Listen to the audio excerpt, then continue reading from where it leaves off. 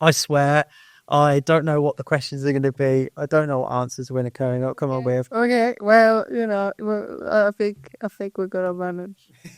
Yeah, but that's as long as we stick to anything that if you don't stick to anything that's not controversial, I think, or you can cut those parts. Oh no, you I can't. barely cutting the thing. No, they all of these go out pretty much as they are. Okay. But that's what I think is special about it. For me, it's more like we're having a conversation and the camera's a third person listening in. Yeah. So I like to know the real you behind. I don't like that businesses are often we've got a face to our business. I like the fact that businesses are made of people, and I like to get to know the people. Oh dear, are you sure? Because you don't know what you don't know what you're in for. But okay, yeah, that's fine. I mean, I'm Italian, so we generally tend to not beat around the bush. Fantastic. So you probably have to ask me to rein it in a little bit. No, I want you to be you because I want everybody to. I think in business and just about everything in life, if you do what you love and if you're yourself, you'll bring people who connect with that. Yeah. And that's really the people we want to work with. I don't want to work with people who want me to be somebody else. No. Like I want them to come to me for my skill set and what I can offer them. And I think it's, you should be the same. Like you've been here for a couple of minutes and I know you've got character. And the fact you mentioned Italy, I'm like, I want to know more about Italy. Yeah. Well, listen, the main thing for me is that like you can tell straight away because I'm the only person on LinkedIn that has got an emoji that does this after their name. Like the Italian. Honestly, everybody is gonna know, even if I don't have a flag, Yeah. a flag emoji, which actually I can't find anymore. But anyway, I thought, okay, what else can represent me so that people actually know something about me with an emoji? Yeah. And this, the Italian exclamation mark. Honestly, this is.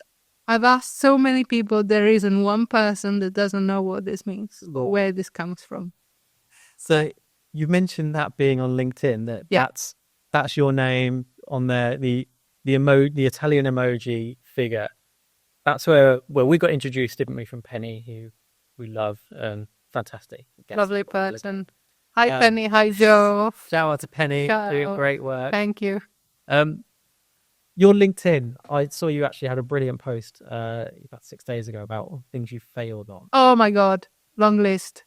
The list is so long that I could write it on a toilet roll. I think let's start off first.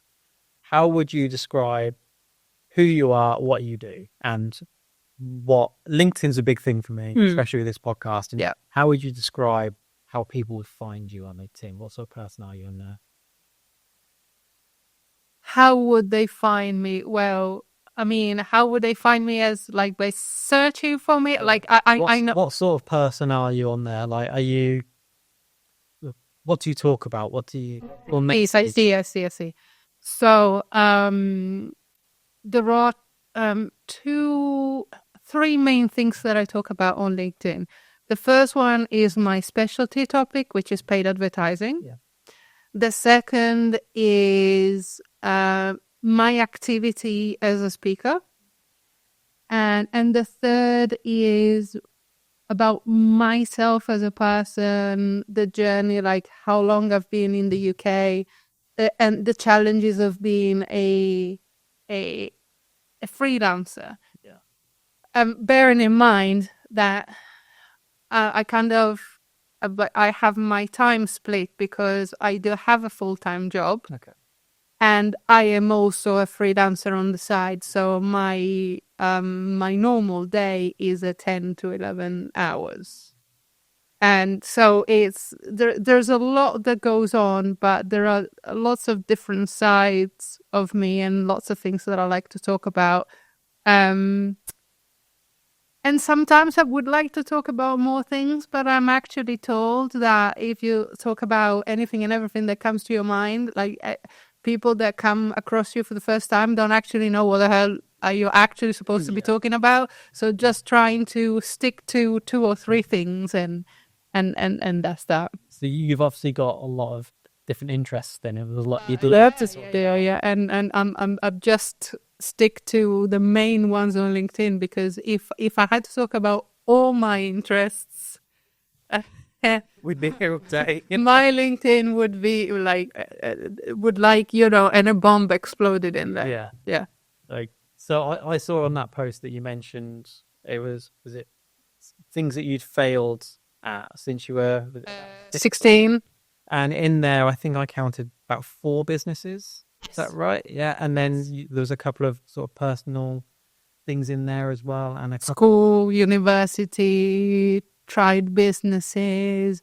The kind of businesses that you try when you're a little bit younger. So it's like either through affiliate marketing or something that doesn't actually like need a serious thought about, let's put a business plan together, etc. But it's just dipping into trying to do something for myself and then realizing that it just doesn't work because you don't have the knowledge to make that work. Yeah.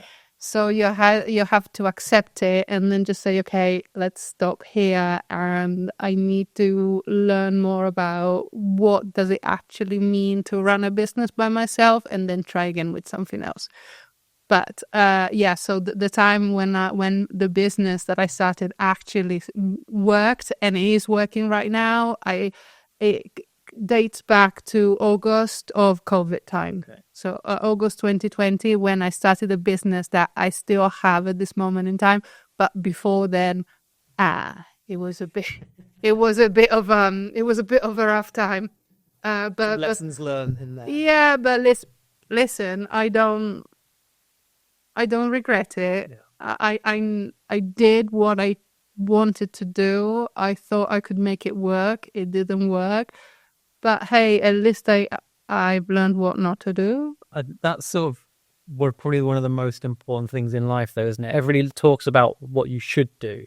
And I think you can learn just as much from what you shouldn't do, which is a lesson you've learned in the past. Like, I know I've messed up. I've fucked up shoots. That in the past, I've done stuff and I shouldn't have done that. And then you're trying to fix things, or everybody begins somewhere. But I've turned up to a jobs and forgot a cable that I need for the camera. And then what I've done is gone home and ordered 5 of them, so I never forget one again. Yeah, it's a learning method that works. It's one of the strongest. Like, if somebody tells me what I should do, I take it on board, but it doesn't go as deep as. Oh no, obviously, but it's just with the mistake that put you in a tough spot. And maybe you were embarrassed of the mistake, etc. And you're never going to forget that. You're never going to forget that. Funnily enough, I also shout out to the marketing meetup, because we had the marketing meetup in Northampton at Walk and Works on Thursday. And funnily enough, we were actually having these conversations that it's a lot more, at least for me, impactful, and probably stands out a little bit more to talk about the things that I'm recommending that people do not do, rather than the list of things that they should, because everybody's going out and saying, you should do this, you should do that. And I'm like, okay, story time from experience. I did this multiple times. It didn't work. So please don't. But obviously, still, even with that, some people are just going to do it anyway, because it's part of the learning curve. Yeah. And they have to see for themselves if it works for them or not. It's almost you should do this sounds like sales, but I've learned from this is advice, and people like advice and they hate being sold to. Well, I think they like being sold to in the right scenario. If you're looking to buy a car, you walk into a showroom and the salesman doesn't come over to you, you're annoyed. But yeah, having the advice and stuff there is definitely more valuable for most people. Yeah. What advice would you say is the key thing for you now on business? 4, 5? What did we get to? 4. What were they? What were the first businesses? So it was all affiliate marketing. I was trying to build a website that worked with affiliate links, And then it was the MLM phase where I didn't realize it was the scam that it actually is, but I learned very fast. And then I actually started a business, like a proper marketing agency, with 3 other colleagues, because we were working in a marketing team at the time, and we said, okay, let's set up however, I did not know anything about business, so I quickly realized that I was out of my depth, and I just ended up becoming the first employee. Okay. Because there was no way I would have been able to be a director with the knowledge that I had at the time. And again, it was a big learning curve. I'm glad that I had this startup agency experience, because there was a lot that needed to be done that I've never done before. And that was the time where I learned how to run a business, even though I wasn't actually a director. But you know what I mean? There's only 3-4 people in the business. You gotta, like, honestly, like, you gotta do what you gotta do. Like, it's all hands on deck. And that, well, I ended up leaving the agency for a whole host of different reasons. But yeah, it was the biggest learning curve of my career so far. Yeah. And like you say, it almost sounds like when you say, oh, I wasn't ready to be the director and I became a full-time employee, that sounded almost like you were talking about in a negative, like, oh, it's a step down. But it's not, is it? It's such a powerful thing to know where you want to be in life and what you want to learn. And that actually having a secure position and not having to run a business is really nice for having to clear your head from the responsibilities that you don't want, to be able to concentrate on the things you do want. Yeah, I mean, at the time, it didn't look like it was a good, it was a good idea, but it looked like a failure. Yeah. Because I entered into something that I didn't really understand. And I quickly realized that what the responsibility of being a director are, and I just could not do it. So I said, well, let me do what I can actually do. I'm still going to be useful, just not in this type of way, because you're going to spend more time babysitting me trying to do the job than actually doing the job. And obviously, when you're so thin on people, you can't actually afford somebody to babysit somebody else. It just doesn't work. And like, your skill set doing the role you did was positive and really good. And your skill set of being a director would have been energy. So you would have had to put more energy into that and not be excelling in it, whereas you could excel in the thing you actually love and I'm good at. Even that, I would say it was still a big learning curve, because I transitioned from, but like my career is like, I transitioned from the beginning of my career in comms, because that's what my master's degree thought that I would be best at. So that was my internship. Then it was PR for a while. Then I transitioned into marketing. Marketing was mainly offline, because organizing national campaigns for a dealer group. Like, we had 52 dealerships, so you had to coordinate all the dealerships. There are different sizes, so they need different quantities, and then you have to coordinate with the designs, with the printing, etc. To then go into, we need more support for social media management, like to teach the locally the dealerships what we need to have on the pages. To then go to, you know what, we need to be able to create more content for our clients. To then go to strategy. To then go into, we need more work. We've got a lot of work. We need more support on Facebook ads. So starting to paid advertising, which is where I am at the moment. To then go to, now Google ads as well. Yeah. Like, the two, I don't even know how this is my career. Because if you look at where it started, and the funny thing about that is I didn't even study marketing or communications. Yeah. Because it all came off the back of a master's degree in business administration. Right. So we looked at all the various sides of businesses, but obviously a master, when you come out of a bachelor's degree, it's still theoretical because you have not had the practice. Yes. So by studying everything and being graded on everything, the master was like, I think that you should be better placed in comms and PR and that sort of stuff. And I thought, I mean, I guess if you believe, I don't know, like if you think that's correct, like sure. I was in Milan at the time. Oh, fantastic. Yeah, so I did the master's degree in Milan, and I was working in Milan for a couple of years, but unfortunately, Italy is not the best place to work. So I had to leave, and I found through a colleague of mine at the time that there was an agency, Milton Keynes, that was looking for specifically an Italian person, because on the PR side of the business they had a lot of Italian clients and they needed a lot of translations and communications, etc. So that was my full-time job, one-way ticket to the UK, and that was the start of everything else. So in a roundabout kind of way, things worked themselves out.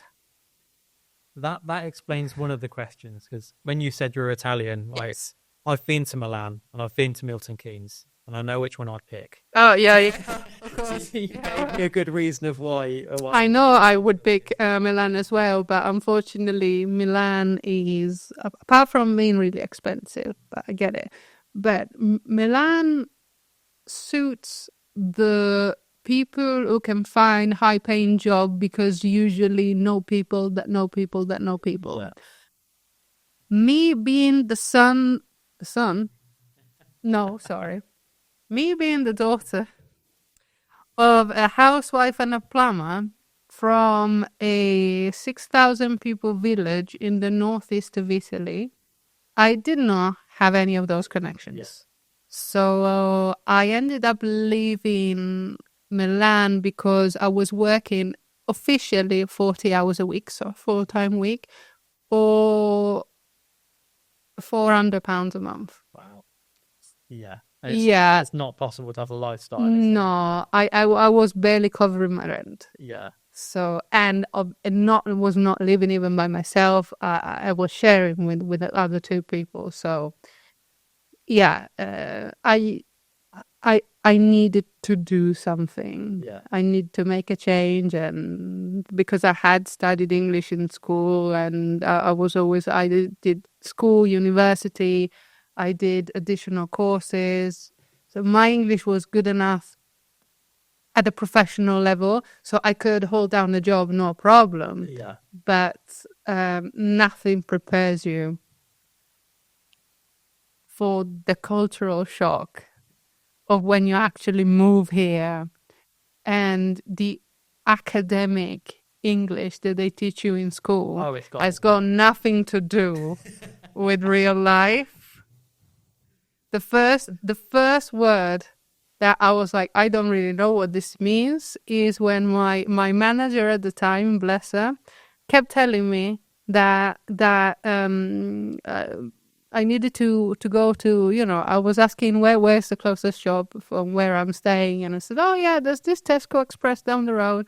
What I was asking, what do you think I should get for dinner, because I was still trying to get used to, because also the cultural shock when it comes to food is very different. So, and she told me, there's the chicken is actually great. Like you can get a whole chicken for £5. Yeah.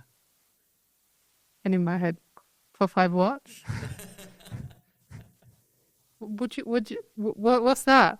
Pounds. Oh, you've got pounds. Yeah, we very rarely use pounds, do we? Yeah, no, well, because, I would never use pounds. No. It is just £1, £2, a tenner, a fiver. Definitely, yeah. There's something we don't even think about when it's just fantastic. Well, at the time it wasn't fantastic, but right now I think about it, it's actually hilarious. I thought when you were going to talk about the cultural differences, that Heinz spaghetti have brought out the carbonara now, haven't they, in the tin? And everyone's not very happy with You mean the sauce? No, an actual spaghetti. The whole thing? Yeah. You shouldn't have told me that. And now you're going Oh, no, absolutely not. Maybe I should have done a taste test on the podcast. Well, I mean, we can go back for another episode of the podcast where we taste test a lot of Italian product claiming to be Italian products in the UK, and I can give you. Oh no, you don't. Like, I gotta be. It's gonna be really offensive. No, I've been to Italy a few times, and food is always absolutely incredible. Lots of it, always. Never a single course. Always like a minimum of 5 courses up. Oh yeah, Found like lunch is 3 hours. That sort of thing is good lifestyle for me. I think I'd like that. Just plates of pasta, go there. Yeah, I mean it's a bit dangerous, but no work done in the afternoon.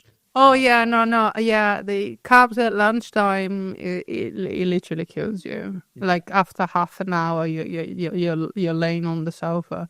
I mean, now I see why lots of agencies that I've worked for and worked with actually have sofas in the office. You just need to go because you need to lay down for 10 minutes. An old colleague of mine was calling it a power nap. Yeah. It was amazing. It could actually lie down for literally 10 minutes and wake up completely refreshed. If I lay down for 10 minutes, I'm going to wake up 4 hours later.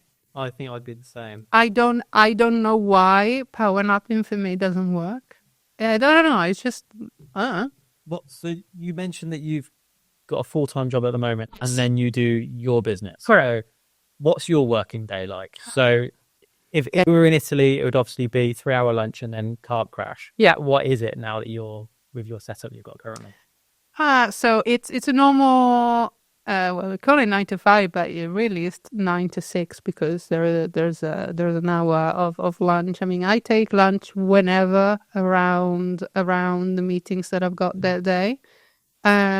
Just mentioning my job because they deserve it. Great guys. Shout out to Adido in Bournemouth.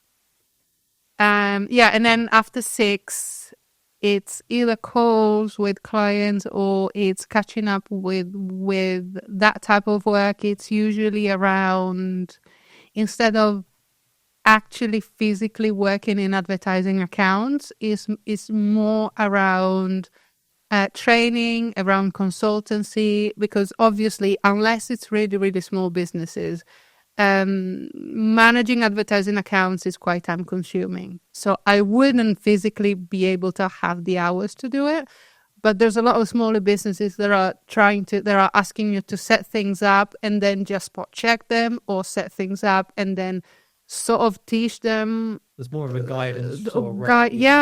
Because it turns out to be cheaper, and at the same time, I'm not very prescriptive. Like, what I offer and the way that I structure what I offer depends on what the business needs. Because your output focused is what do they need, and I'll create something. And I'll create something for them. Yes, I can't just say, okay, you either have this amount of consultancy, or I manage everything for you, or I teach you how to do it. Because let's be honest, it doesn't work like that. Every business has got different requirements, and they change. Yeah, and then they change. Yeah, there's no point, and there's no point as long as there is a contract in place that covers you from both sides. Yeah.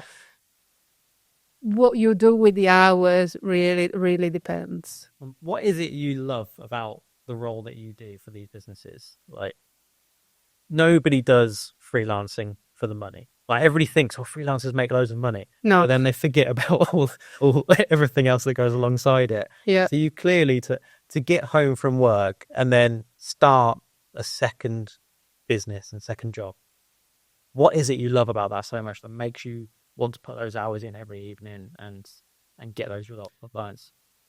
Well, paid advertising is actually, first of all, I love it. But the reason I enjoy it so much is because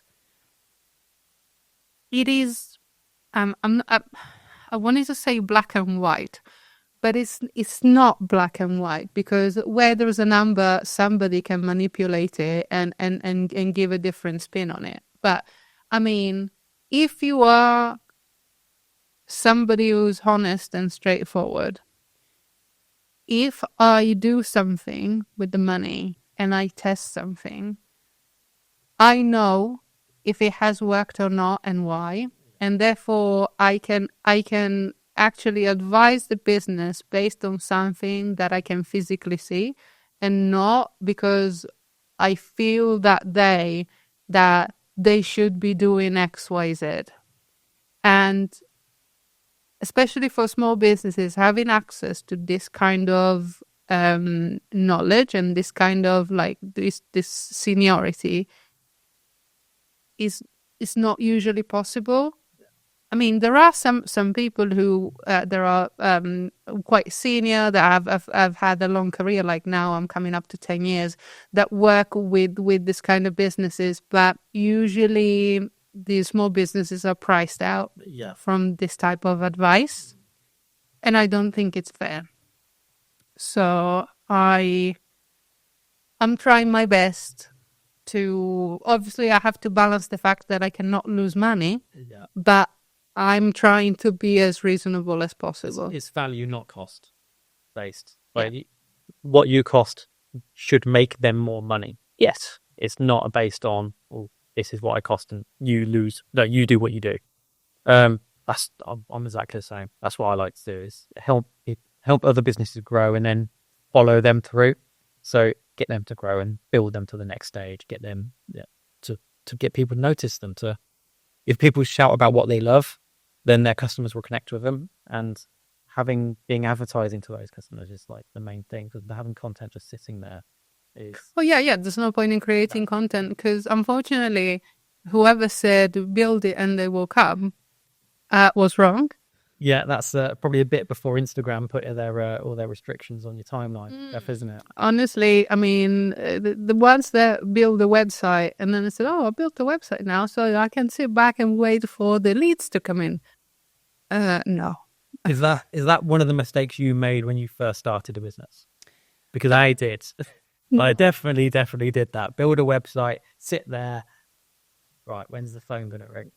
And then it doesn't. Like, no, the mistake that I made was underestimating how much time it takes to, and how consistent you have to be for affiliate marketing, for example, to create the content. Yeah. And like you have to think about obviously the website, but it's a good thing if you find a niche and you specialize in a different type of content, so that you like actually become an authority in the area, which it's a logic that still applies to any other sort of businesses. But then obviously you have to create a content, and I'm not a fan.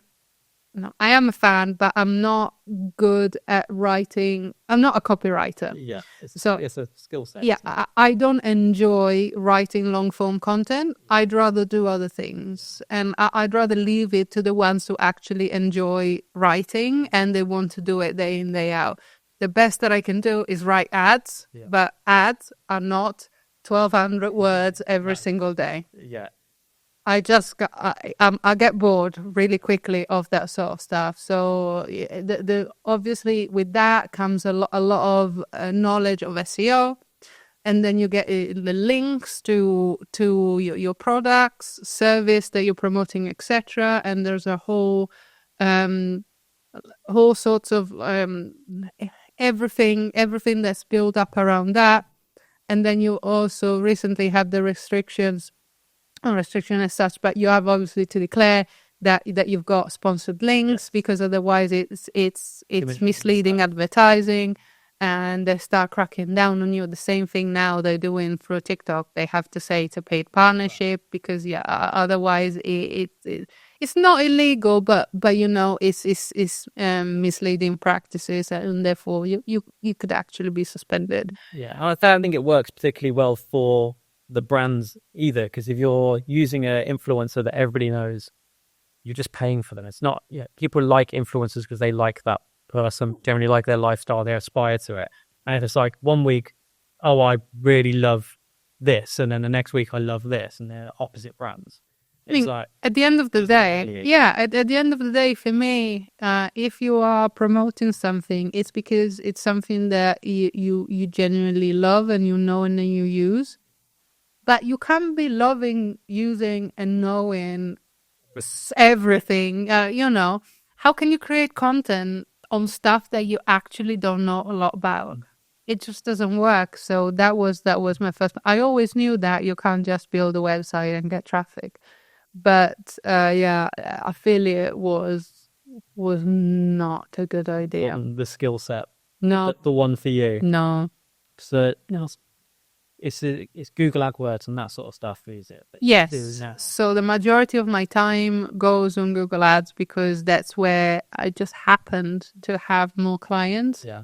But it's Facebook ads and obviously with Facebook also goes Instagram. There's also WhatsApp. I've advertised on LinkedIn. I've advertised, but rarely, to be honest, because I'm not on the e-commerce side a lot. Done something on Amazon, but not really a lot. It's mainly Google, Facebook, and Instagram. Yeah. And you said before you like the fact that sort of work is very black and white. It's it either works for them or it doesn't. Do you think that liking the black and white is part of? You mentioned before that you're autistic. Yeah, I'm on the spectrum. I mean, it's not severe in any way. It doesn't stop me from living my life, but I can definitely tell there are lots of things that line up with that. And I actually just recently got to that type of diagnosis. And I would have loved to have that diagnosis a little bit earlier because it would have explained a lot of things that I've always wondered. Is it just me? Why? And yeah, even when I was a child, like it does explain a lot. It does explain a lot. Yeah, I'm dyslexic and have the same sort of journey. I was diagnosed at university after a tutor sort of made a comment about something when I was at college, and I don't think you find the thing and go, oh, here's a diagnosis, or suddenly I'm fixed. But you get an explanation. But I mean, okay, now I understand why I learn in this way, or now I know that's something that makes me feel this way, or there's a lot to it. But it also means that you go, okay, that's maybe why I'm good at this. Yeah, it gives you that confidence to go, actually, no, I've got a skill set. I don't have to do what everyone else does because we're taught that all the way through school. I can actually go, my skill set's here, and that's why the podcast is called HyperFocus, because we would get a massive interest in something. It's like, right, I need to learn everything about right now. Okay, yeah. My one's currently on fruit flavored teas. Okay. In a random tea bag on holiday. That's an oddly specific thing to focus on, but that's kind of the point. And a lot more expensive than you think as well. Which yeah, goes with teas are so expensive. Jesus. But do you actually get to the end of a box of tea, or you barely ever do, and you've got 55 flavors hanging around? So I haven't brought the tea yet. I've managed to hold off purely because we've already got too many normal tea bags at home. But coffees and things like that, I'll get into it and then sort of need to fill that gap with the next one. Yeah. Which used to be why was I suddenly into roller skating and then this and then that, and now I sort of understanding okay, that's a HyperFocus. But it also works with work, so I'm like, well, if work can be a HyperFocus and then pay for some of the tea, it balances out. I've got the same issue with books. What sort of books? Oh, look, I'm all over the place.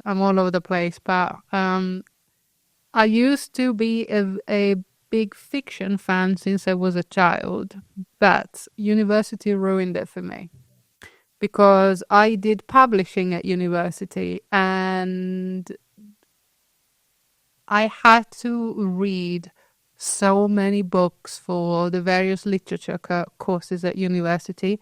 And it wasn't the fact that I needed to read the books, it's the fact that I needed to read the books, study the books for a specific purpose that took away all the fun from fiction.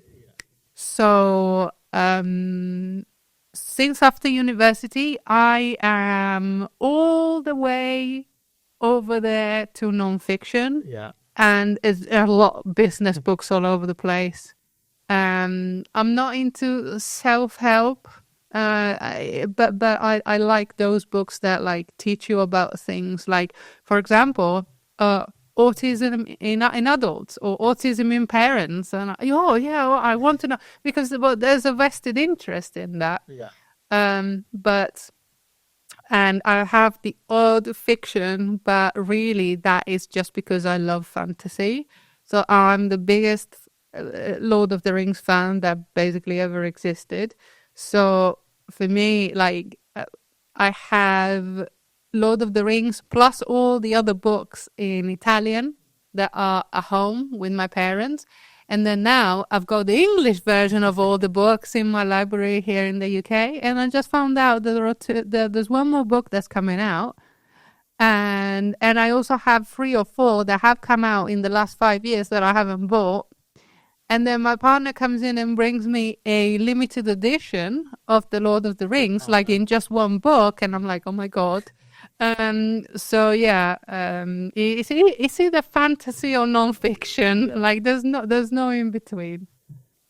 If we had any books about murder mysteries, I would buy them. What about Netflix murder documentaries?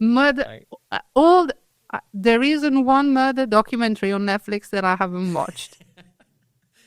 If I tell you, as ND people, do we drift more into that? I think we probably. So I've got a theory. So my theory is that specifically for women that seem to love murder mysteries a lot, I think that murder mystery for women is the equivalent of martial arts video for guys. Yeah. So guys watch martial arts videos because, if somebody attacks me in the street, I've watched these things, I know what to do. Women watch murder mystery videos and say, okay, so these are all the different scenarios that could get me killed. Yeah. And therefore, if I see any of these red flags, I'm going to avoid it. That is my theory. It's a good theory. And yeah, I'd say there's probably something in there, actually. Plus, just listening to this type of stuff is always better than having a man in your own home doing those things to you. So that is why it's relaxing. Because it's not happening for you at the moment in the house, so Yeah, it's getting that mindset out, isn't it? Getting processing through it in a way that's being able to switch off from it. You said that you're reading a lot of books about autism. Are you sort of on a educational roller coaster at the moment about learning about yourself? Yes. So I've read quite a few books. I've tried reading quite a few books about dyslexia. Yeah. Which is mad because when I want to read a book, I can read a book a day, but to actually sit down and purposely have to do it takes a long time. Oh, yeah. So I watch a lot more videos. And what about Audible? I love a podcast, hence having the podcast studio. I love YouTube videos, hence starting a video production company.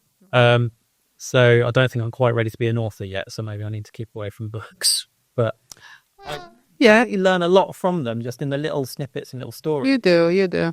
What have you learned from reading the books about yourself, or that maybe would have been useful growing up, or that you sort of took a lot from? I've learned that neurotypical people don't really take things literally, whereas I tended to take things really, really literally. So if I did notice you turned up right on time, which for me was brilliant because I'm the same. I can't, first of all, it's the first sign, and I think that probably my mum could be on the spectrum as well, but never got diagnosed or anything like that. So I don't really know. But my mum has always told me, listen, you cannot disrespect other people's time. If they tell you to show up at 4:30, you show up at 4:30 or at 4:28. Yeah. Don't show up too early because maybe they're doing something else, so you're in the way. But honestly, do not show up late because that is disrespectful. I did get to a client's location this morning 10 minutes early, so I parked around the corner for 8 minutes before 10. And then wait, and then yeah. Because also it kind of if I feel like I'm gonna be late, I'm gonna get anxious. Yeah. So I'm like, oh my god, I'm late. So I'd rather be early and just sit in the car and do other stuff than rushing and being late. Because when you rush and you're late, you tend to forget more things, or you tend to be a little bit more reckless. And if you have to drive, no, it's not good.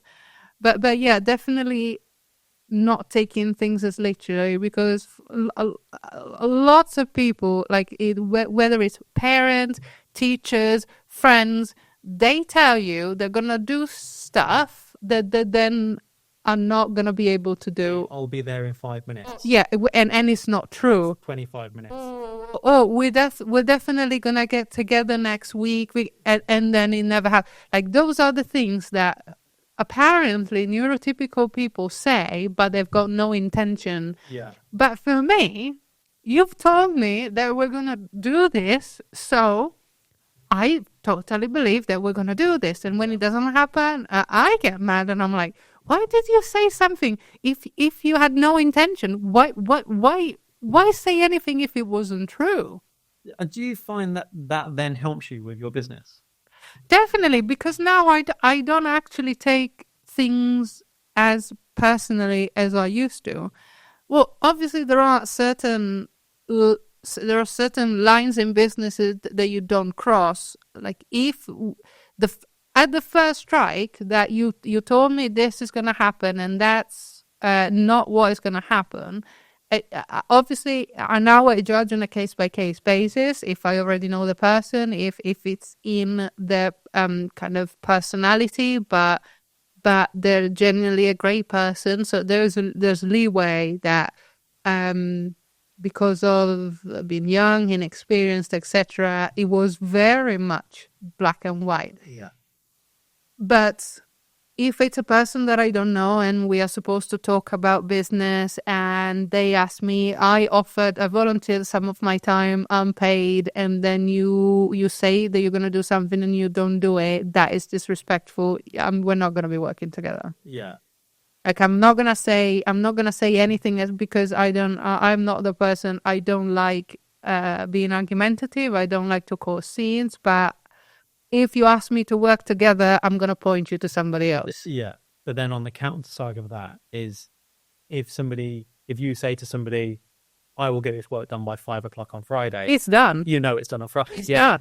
Yeah. I don't, unless something that I couldn't predict has happened, but therefore you're going to hear it very much in advance. Yeah. I'm not gonna send you a message at 5 to 5 telling you that I can't do it for 5. Yeah. Like, come on, guys, it's basic business etiquette. I used to work in a studio, and the studio manager used to sort of walk past and just give people a thumbs up, as they're shooting their videos. And she'd walk past me all the time, and she'd go, thumbs up, and I'd be like, so tell me if it's good or not. I was like, well, I'm not finished yet. How can I tell you if it's good or bad? Because I'm not finished. There might be something that happens, and I'm not going to tell you it's good until I know it's good.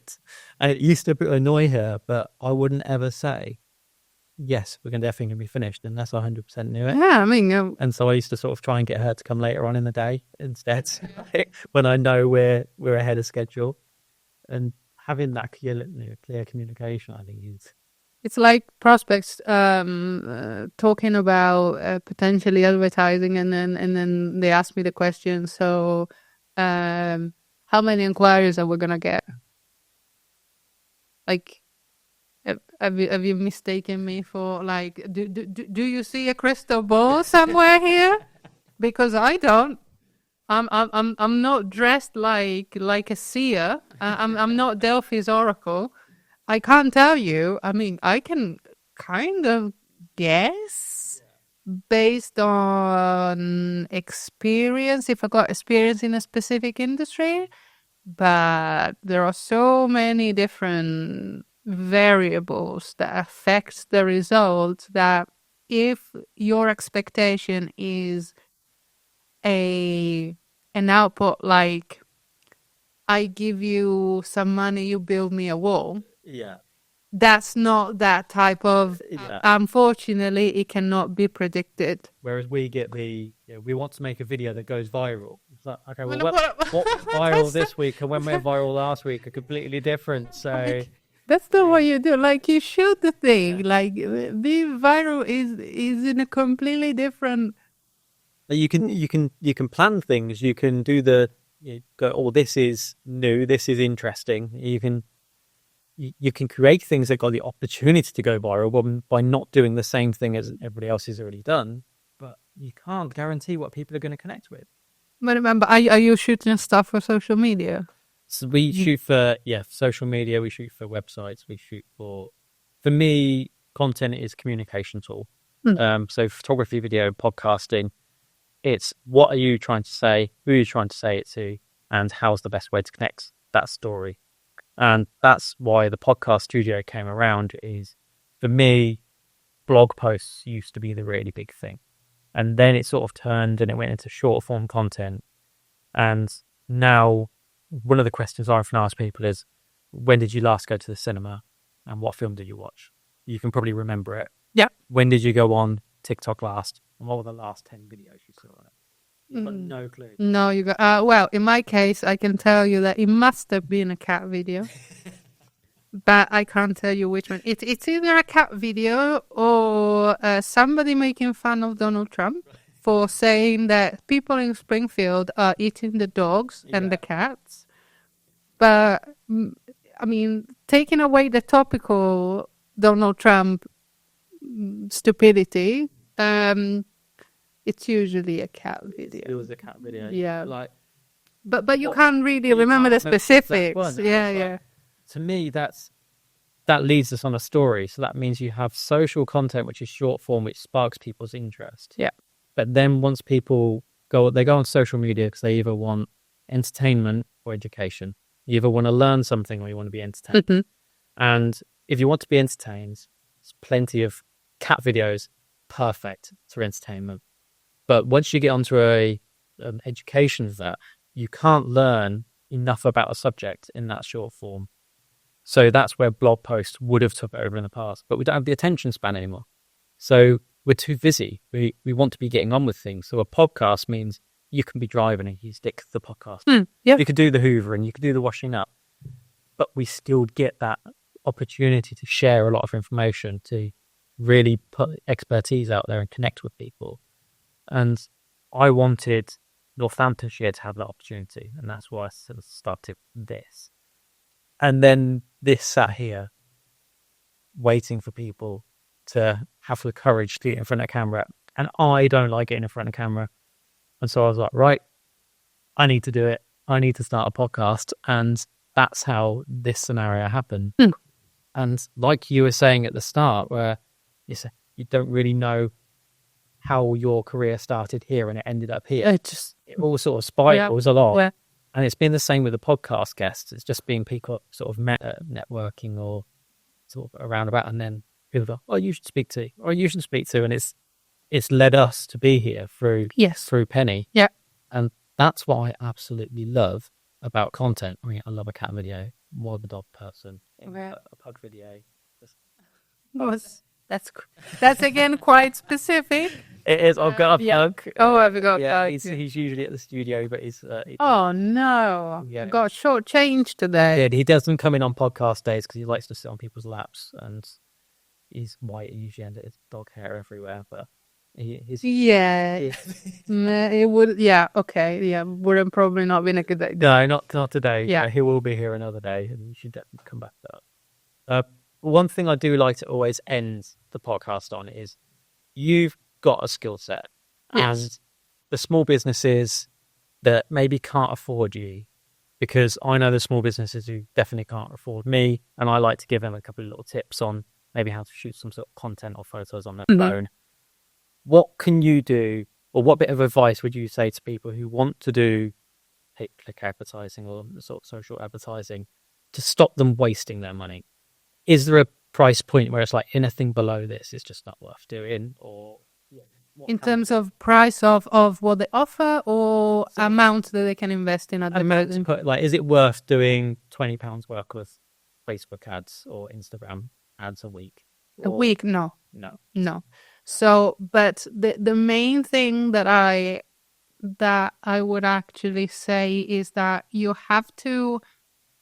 I was actually talking about this on Saturday when I was doing a workshop on this at the Professional Speaking Association in London.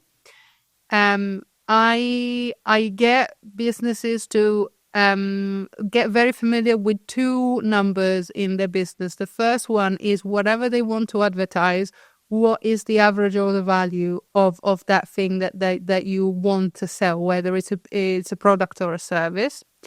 And then they need to know what the conversion rate is. So if say you've got 10 inquiries, and this is specifically for leads rather than actual e-commerce.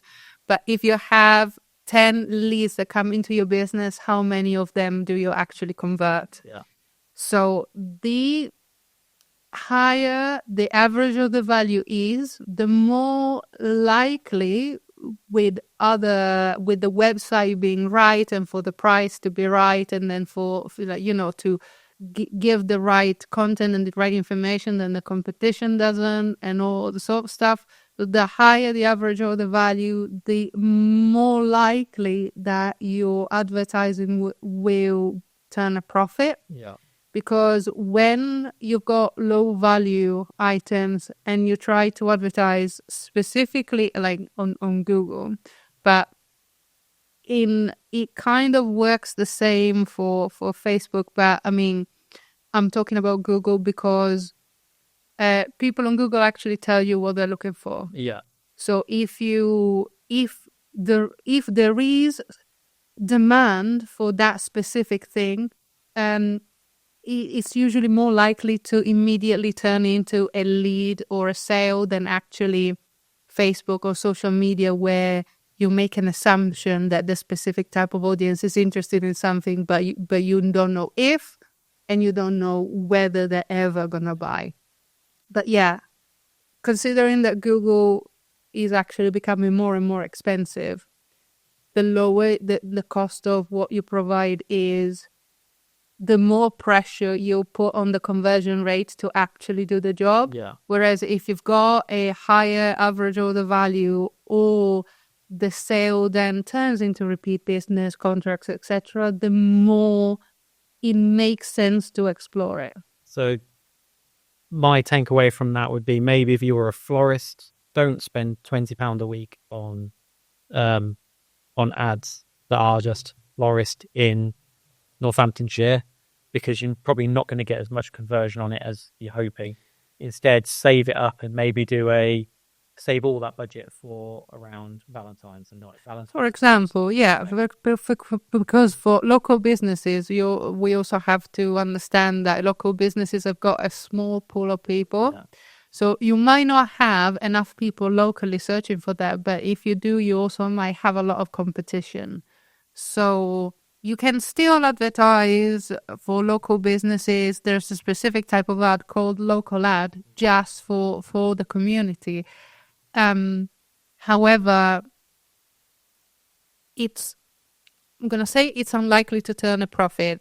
Having said that, some of the businesses they advertise actually are very profitable, but I would not go balls to the wall. Yeah. I would set a 2 months, 3 months testing period where we're trying every single thing that we possibly can and see if anything works.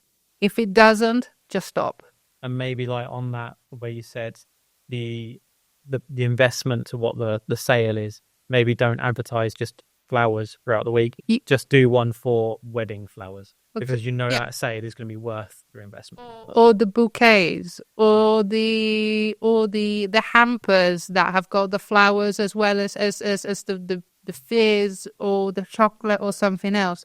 So you don't have to advertise everything. You can just go specifically for the higher ticket. And just go for that higher ticket. Correct. And then the people who find that will probably look at your lower end. And then they're going to go on your website and they're going to see you do other stuff. But you are aiming to be profitable. You are aiming to Aim high. Yeah. Just whoever you're selling to, aim high with your top end. And even then, to be honest, this is such a big topic because, again, if this person becomes then your recurring customer, that initial purchase is not that important anymore. If this person brings you referrals, that is not important anymore. Or if you advertised seemingly at the loss for 6 months, but then you see the footfall increase. Yeah. If you haven't done anything, obviously you can only change one variable in an experiment because otherwise you're not gonna understand what caused what. But if all things being equal, you decide to advertise on local ads on Google for 6 months and you don't see the profit on the ads, but you see the footfall increase, you can reasonably assume that it's going to be the... So see, there are lots of different... It's such a complicated... It's not a science, it's an art that's based on science. Yeah. Advertising is not just clicking buttons. To advertise correctly, you have to understand business. And for people that maybe want to get into this and they've just took that bit of advice and maybe don't want to just drop that £20 a week and they think, actually, I need more support with this, where can they find you and where can they reach out if they would like to work with you? Right, there are 2 places. And if you want to check me out first. I publish a lot of content on LinkedIn. I am the one Silvia Coletto that is at the top because there are basically other 5 or 6 Silvia Colettos that are barely on LinkedIn. So you're gonna find me, and I've got the confused Italian emoji. So I'm the only one with the emoji. So you're actually going to find me pretty easily. Or if you want to check out the website is paidadschool.com. Paidadschool.com. Yeah. We'll put a link in the description below. And we'll just keep an eye out for the Italian hand in. Well, this actually we too like this with lots of movement. Yeah. That's what my dad does. Everything he either does this when he's shocked, or he does this. So yeah, it's quintessential Italian. Love it. Yeah. Thank you for coming along. No worries. Thank you for talking about all the subjects today. It's been really good. Brilliant. Thank you. Thank you for inviting me. My pleasure.